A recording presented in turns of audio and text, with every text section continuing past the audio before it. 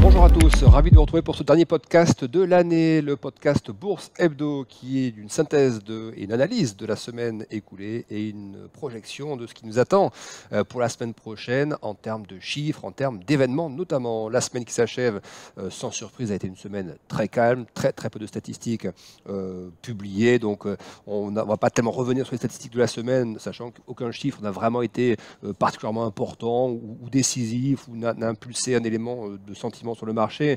C'est une semaine un peu de bilan qu'on va regarder. On finit où finalement cette année? On l'a fini avec une volatilité très faible, une volatilité sur les marchés qui avoisine les 12 toujours, en Europe, aux États-Unis, 12,5 pour le VIX au moment où on se parle. Il est 15 heures au moment où j'enregistre ce podcast vendredi. Donc une volatilité qui reste très faible, des taux qui se redressent un tout petit peu en cette fin de semaine. On voit les taux en Europe, le 10 ans allemand qui navigue un petit peu au-dessus des 2%. On rappelle qu'il s'était massivement détendu, ce taux à 10 ans allemand, tout comme la plupart des taux longs notamment, 10 ans français, 10 ans américains. Le 10 ans allemand, il évoluait il y a environ 2 mois à plus de 3%, un peu plus de 3%. Il est retombé il y a quelques jours sous les 2%, donc à plus de 100 points de base de décélération. Et on repart un petit peu en fin de semaine. Là, on observe depuis 24-36 heures un petit rebond des taux, aussi bien du côté de l'Europe que des États-Unis, mais qui reste assez modeste. Si je prends le 10 ans américain, par exemple, qui est vraiment la grosse référence, il évolue à plus de 5%, ce taux 10 ans américain, à la fin du mois d'octobre, avant qu'on assiste à cette forte détente, très forte détente des taux obligataires, où le 10 ans est passé de plus de 5% à tout juste 3,8%.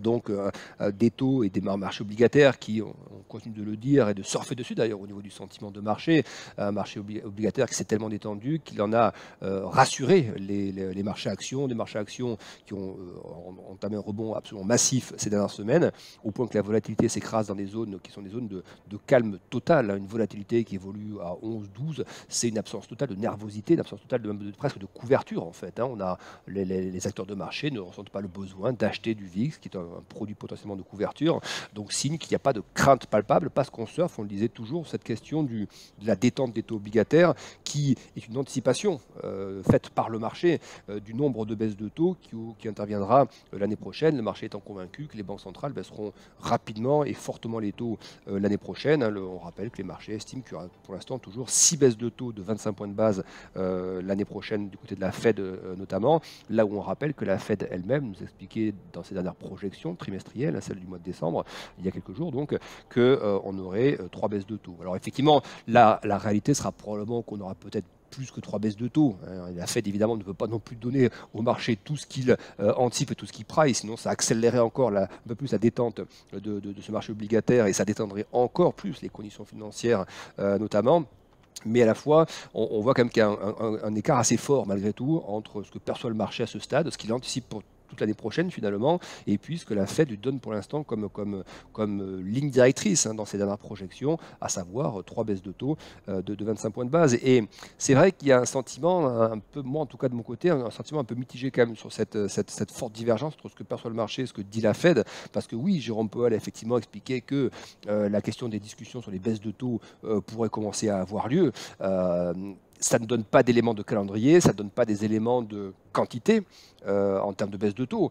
Le marché considère que dès le mois de mars, il y aura une première baisse qui va intervenir, mais même si une baisse de taux intervenait au mois de mars, est-ce qu'une baisse ou 2 baisses de taux qui interviendraient par exemple au premier semestre, ou même 3 baisses de taux, est-ce que ça ramènerait pour autant un environnement monétaire qui serait un peu moins restrictif, qui serait plus favorable à l'économie? Et je dis ça pourquoi? Parce que actuellement, la détente des taux obligataires depuis 2 mois maintenant, a très fortement assoupli ce qu'on appelle les conditions financières. Les conditions financières, c'est les niveaux de volatilité, par exemple, sur les marchés, c'est les spreads de crédit, le niveau des taux obligataires, c'est toute une série comme ça de mesures liées au marché financier. Et plus on a des conditions financières qui se durcissent habituellement, plus c'est restrictif pour l'économie, plus ce sont des vents contraires pour l'économie. Ça veut dire un crédit plus cher, moins disponible, des conditions financières moins favorables au développement économique. Donc quand les conditions financières se durcissent, ce qui s'est passé donc post-Covid en fait, depuis que la Fed a décidé de lutter contre l'inflation, c'est-à-dire depuis en gros 2022. Là, on a assisté à un vrai durcissement des conditions financières. Mais depuis maintenant quelques mois, et ça s'est vraiment accéléré ces 2 derniers mois, on a une très large détente des conditions financières. Elles n'ont jamais été aussi souples que depuis janvier 2022. Donc on est quasiment sur un niveau de souplesse des conditions financières qu'on n'avait pas observé depuis 2 ans. Est-ce que là, par contre, le marché ne va pas trop vite en besogne? Et c'est un peu ça la question qu'on peut se poser, parce que il est toujours bon de rappeler que même si l'inflation a fait des progrès, et c'est indéniable, le pic inflation est passé depuis très longtemps, l'inflation globale a fait d'énormes progrès, et ce que les banques centrales regardent, c'est l'inflation sous-jacente.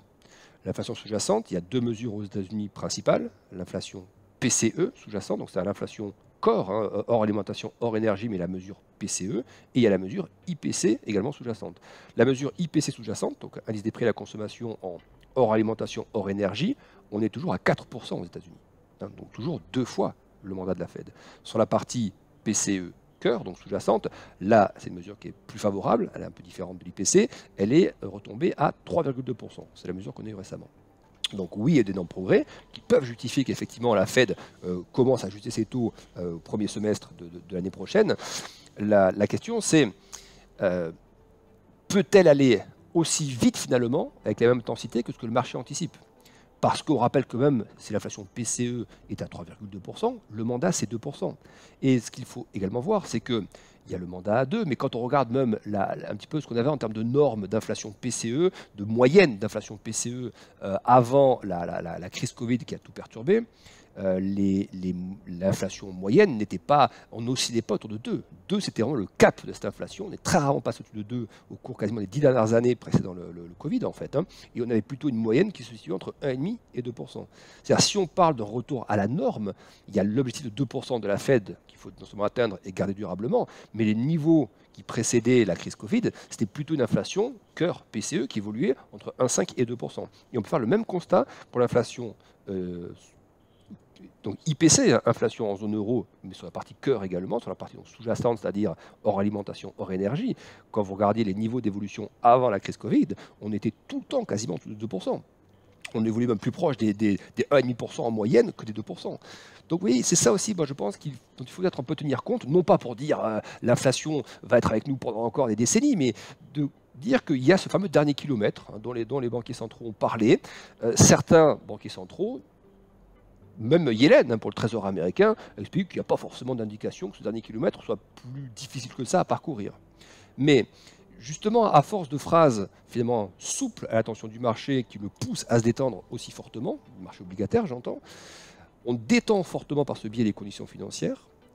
Dans un contexte où l'inflation cœur, on vient de le citer à l'instant, est toujours assez nettement au-dessus des objectifs de la Fed. Et donc, est-ce que cette détente des conditions financières, favorisée finalement par un environnement obligataire qui se détend, lui-même entretenu par des déclarations de Powell, par exemple, ou de Yellen, qu'on a entendu assez colombe également dans sa déclaration, alors qu'elle n'est plus à la Fed, elle est responsable du Trésor américain, eh bien, ça détend les conditions financières qui, elles-mêmes, du coup, pourraient freiner le retour de l'inflation à 2%.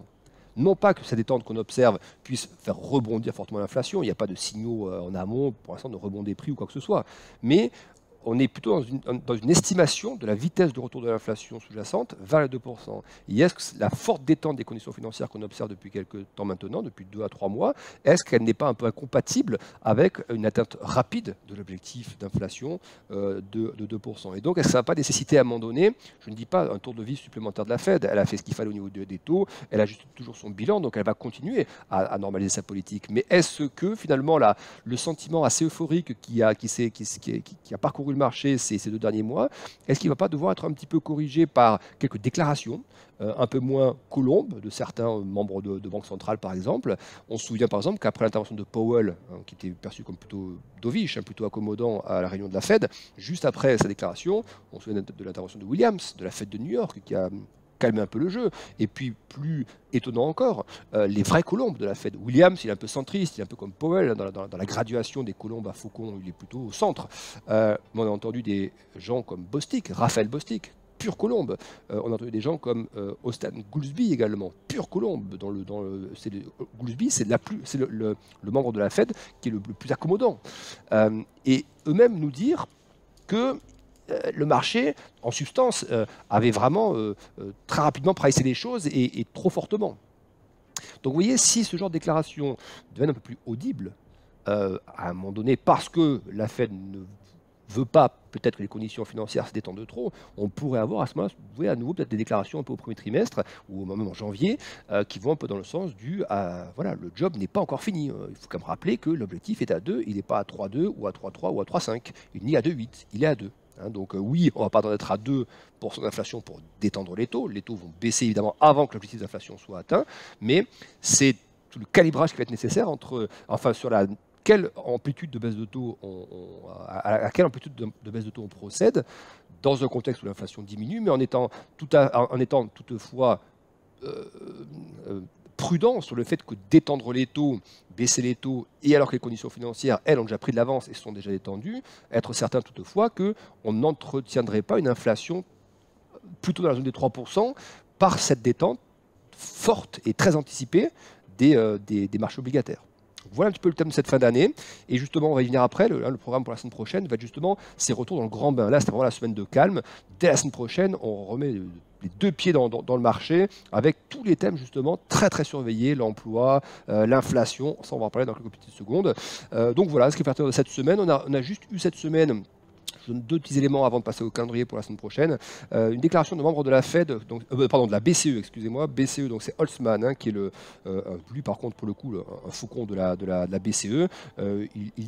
Il dit clairement ce que le marché ne veut pas entendre à ce stade, et probablement qu'il en rajoute un petit peu aussi dans ses déclarations assez faucon. Il dit que c'est pas parce que la BCE en gros a monté à 10 reprises consécutivement ses taux que tout de suite on doit passer sur un cycle de baisse de taux, que les baisses de taux pour 2024 ne sont pas garanties. Vous voyez, bon, il tient un discours qui est volontairement un peu dur, mais je pense qu'encore une fois, il ne le tient pas pour jouer un rôle, il le tient parce que peut-être qu'effectivement la détente qu'on a eu assez forte des conditions financières aussi en zone euro, c'est-à-dire détente des taux obligataires assez puissante, est-ce qu'il n'est pas un peu inquiet du rôle que ça pourrait jouer dans le maintien de l'inflation dans une zone qui ne serait pas rapidement à 2%?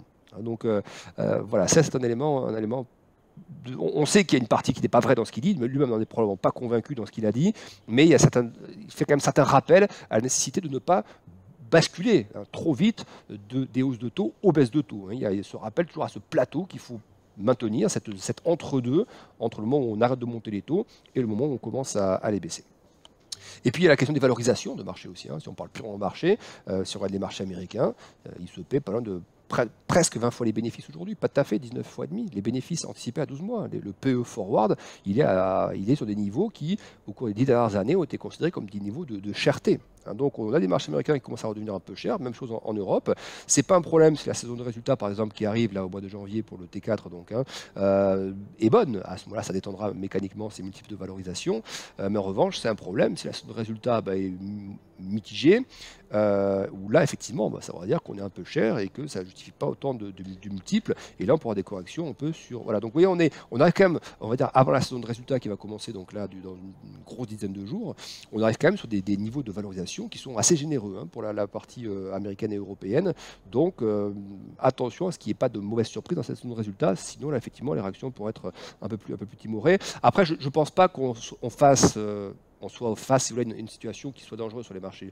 Autant je suis un peu inconfortable avec la très très faible volatilité qu'on observe depuis quelques jours maintenant, autant je ne pense pas qu'il faille s'attendre à des rebonds massifs de volatilité ou autre, mais simplement peut-être un régime d'entre-deux où au lieu d'être à 12 de vol ou à 11 de vol de volatilité, on puisse de temps en temps revenir un peu entre 15 et 20, vous voyez, qui collerait un peu quand même à la situation finalement qui est toujours celle d'une croissance molle en zone euro, d'une Chine qui est toujours un peu mi-figue mi-raisin, où les signaux de stabilisation apparaissent quand même sur la Chine, mais c'est quand même une situation qui reste assez incertaine sur la Chine, où il n'y a pas de dynamique vraiment affirmée avec une cadence comme ça de bonnes statistiques permanentes. Donc il y a une situation qui reste celle-ci. Et puis du côté des États-Unis, on a une croissance qui reste résiliente, mais qui justement pourrait nécessiter finalement peut-être plus de maintien de taux élevés que ce que le marché ne price pour l'année prochaine. Donc je trouve que voilà, la cherté des marchés actuels et la très très faible volatilité, c'est peut-être un peu trop rapide par rapport à la réalité de ce qu'est toujours l'inflation, par rapport à la réalité de ce que pourrait faire la Fed sur la première partie de l'année, qui ne serait peut-être pas aussi accommodante que ce que le marché attend. Donc voilà, un petit point d'interrogation quand même sur cette cherté qui moi m'interpelle un petit peu, qui je trouve nécessiterait au marché de consolider un petit peu pour justement faire un petit peu retomber ces multiples de valorisation, pas forcément beaucoup, mais les faire retomber dans des zones à 17 par exemple, qui seraient plus adaptées, je trouve, à la phase actuelle, sachant que la cherté aussi, elle est un peu surprenante quand on voit le niveau des rendements qu'on a en face. C'est-à-dire qu'il y a de l'alternative aussi au marché action, il y a du monétaire, il y a des rendements en face, court terme, qui sont toujours très attractifs, malgré le fait qu'ils soient un petit peu détendus ces derniers temps. Donc l'effet TINA qu'on semble voir se mettre en place depuis 2 mois sur les marchés actions, est-ce bien un effet TINA ou n'est-ce pas une petite exagération, parce que l'effet TINA, c'est quand vraiment il n'y a pas d'alternative, quand en face on ne sait pas trop quoi mettre à part les actions. Or là, les rendements obligataires restent encore très appétissants sur des maturités courtes, aussi bien en Europe qu'aux États-Unis. Donc il y a, oui, pourquoi délaisser complètement et se dire il n'y a plus d'attractivité sur les produits de taux, produits de rendement, c'est encore c'est pas du tout le cas, c'est encore des classes d'actifs obligataires qui ont de très très bons rendements et qui restent très attractives. On termine en quelques secondes par le programme de la semaine prochaine. Donc, je vous le disais, un programme qui va être vraiment tout de suite, hein, c'est la rentrée, et ça va être la rentrée bien de plein pied dans les gros thèmes, justement inflation ou autre. On va commencer tout de suite. Alors déjà ce week-end, dimanche, on aura les PMI d'activité en Chine. Alors ce seront les PMI officiels, hein, du Bureau chinois des statistiques, du NBS. Donc on aura PMI manufacturier et PMI service, donc on va les regarder. Et puis dans la semaine, on aura les PMI privés, donc Kexin, donc S&P Global en fait, hein, qui fait ces PMI qui seront publiés. Mais donc ça a déjà commencé dimanche, et l'autre salve de PMI, ce sera à partir de mardi pour la Chine. Lundi, rien, donc un jour marché fermé, etc. Donc il ne se passera rien lundi. Ça a recommencé mardi au niveau des cotations normales, des horaires normaux. On aura donc quelques statistiques, à part la Chine, sur ces PMI, on aura les statistiques sur la masse monétaire en zone euro. Ça va être à surveiller parce qu'elle s'est contractée. On avait la plus forte contraction jamais observée de la masse monétaire en zone euro ces derniers mois. Donc on verra s'il y a un petit peu d'amélioration de ce côté-là, signe que là, effectivement, que la BCE pourrait être un peu moins agressive aussi via cette réduction de masse monétaire. On aura également des données sur les prêts, hein, les prêts au niveau européen. Donc ça, c'est toujours bien dans la dynamique, hein, des prêts, ménages, entreprises, etc. On aura ensuite les PMI finaux pour la zone euro. Normalement, il n'y aura pas de grosses surprises. C'est surtout l'estimation flash qui est importante, la première estimation. Les PMI finaux, généralement, ne génèrent pas de grosses réactions de la part des marchés. Mercredi, ce sera les grosses statistiques américaines qui vont commencer à revenir. ISM manufacturier, donc un indice d'activité manufacturière. On aura les chiffres JOLTS, hein, les fameux chiffres d'emplois vacants aux États-Unis. Plus ces chiffres sont bas, mieux c'est pour la Fed, parce que ça traduit une détente du marché de l'emploi et donc une moindre pression sur les salaires. C'est plutôt appréciable. Si en revanche, un rebond des JOLTS, ça veut dire que le marché de l'emploi reste encore assez tendu, donc potentiellement source d'inflation via les salaires, et donc attention toujours à cette boucle salaire-prix, hein, qui est toujours un petit peu surveillée par la Fed, même si elle était un peu plus cool dans ses dernières déclarations. La Fed, les JOLTS restent quand même une mesure du marché de l'emploi, de mesure de tension ou pas du marché de l'emploi, et donc avec derrière toutes les interprétations qu'on peut en faire par rapport aux salaires qui eux-mêmes du coup peuvent entretenir l'inflation. On rappelle que les salaires progressent toujours à 4% aux États-Unis, hein, en données annuelles, alors qu'avant Covid, c'était des rythmes de croissance plutôt proches des 2,5 à 3%. Donc on est toujours un peu au-dessus de la norme là encore, c'est pas encore complètement normalisé. On aura un discours de Barkin de la Fed, donc un membre de la Fed de mercredi, et puis surtout, on aura la température de ce qui s'est dit à la dernière réunion de la Fed, même si on a eu le communiqué et l'intervention de Jérôme Powell. Là on aura les minutes, hein, donc le compte rendu de la dernière réunion de la Fed. Donc je vous disais, on revient de plein pied dans les questions monétaires. Jeudi, autre statistique de l'emploi avec le chiffre ADP des créations d'emplois, chiffre privé donc, hein, de l'entreprise ADP. On aura ensuite, ça c'est important, les chiffres d'inflation France, Allemagne. Là on verra également s'il y a des progrès supplémentaires ou pas réalisés ces dernières semaines. Et puis on terminera la semaine vendredi avec l'inflation en zone euro, donc gros repère évident pour la BCE. Indice d'activité dans les services, ensuite ISM services pour les États-Unis, évidemment une donnée majeure par rapport à la résilience des services. Plus les services sont résilients, mieux c'est pour le soft landing, mais moins bien c'est pour l'inflation, parce que l'inflation se trouve toujours actuellement dans les services, quasiment même plus que dans les services en fait, hein, aux États-Unis. Donc pour être encore un peu plus rassuré sur l'inflation, un ISM service qui serait un petit peu moins bon irait dans le sens d'une poursuite de l'amélioration de l'inflation. Donc l'ISM service sera scruté vendredi prochain, et puis on aura évidemment le fameux rapport sur l'emploi en fin de semaine prochaine. À tous donc un excellent week-end, très bonne fête, excellente année 2024 un petit peu en avance, et on se retrouve donc dans 15 jours désormais pour le prochain podcast. À très vite, au revoir.